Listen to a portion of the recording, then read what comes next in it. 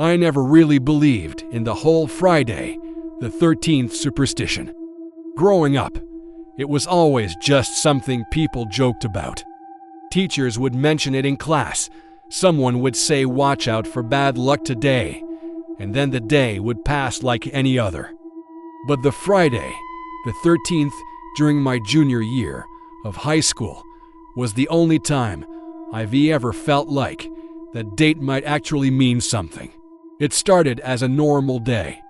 School ended around 3:30 p.m., and my friend Jordan asked if I could give him a ride home after baseball practice. His house was about 15 minutes away down a quiet rural road, surrounded by woods. Practice ran late that evening, so by the time we left the school parking lot, it was already getting dark. The weather had changed too. A thick layer of clouds covered the sky, making everything look dim and gray even though it wasn't fully night yet.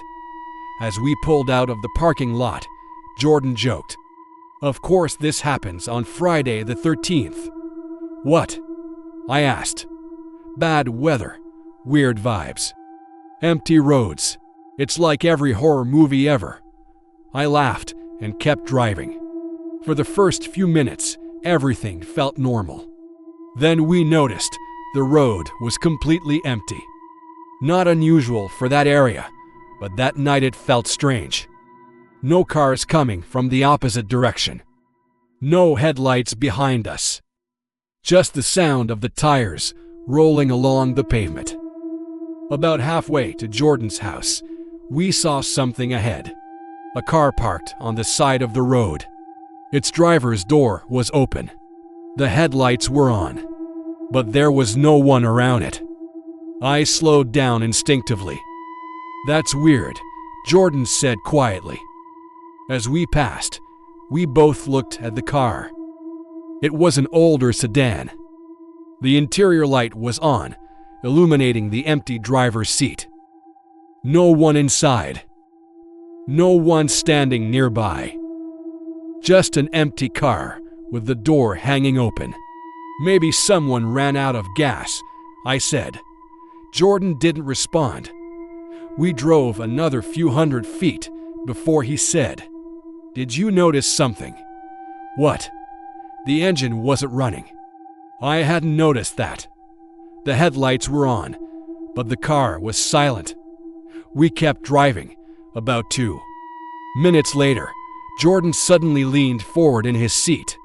"Wait. What? That car wasn't there before." "What do you mean?" "When we drove past this road earlier to get to practice, there wasn't any car there." I thought about it. He was right. The road had been empty then. "Maybe someone just pulled over," I said. Jordan nodded, but he still looked uneasy.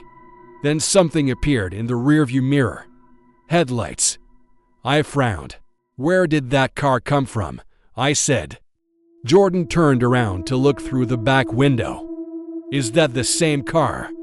The headlights were bright, cutting through the darkness behind us. And they were getting closer fast. I sped up slightly. The car behind us sped up too. Within seconds, it was right on our tail. "So yeah," Jordan said nervously, "that's definitely the same car." My chest tightened. "But the engine wasn't running," I said. Neither of us spoke for a moment. Then the car behind us flashed its headlights twice. The same headlights that had been shining from the parked car minutes earlier. Jordan whispered, "Don't stop." "I'm not planning to." The car followed us for another mile.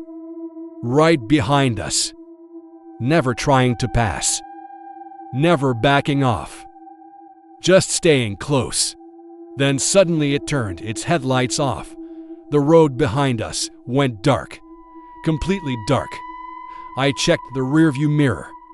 Nothing there. No headlights. No car.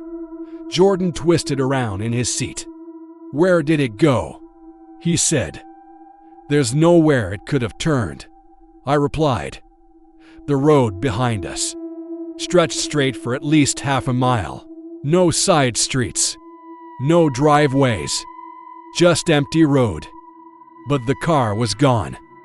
We drove the rest of the way to Jordan's house without speaking.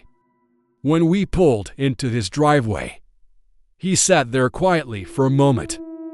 Then he said something that made my stomach drop. "Did you notice the license plate?" "No. It said 13.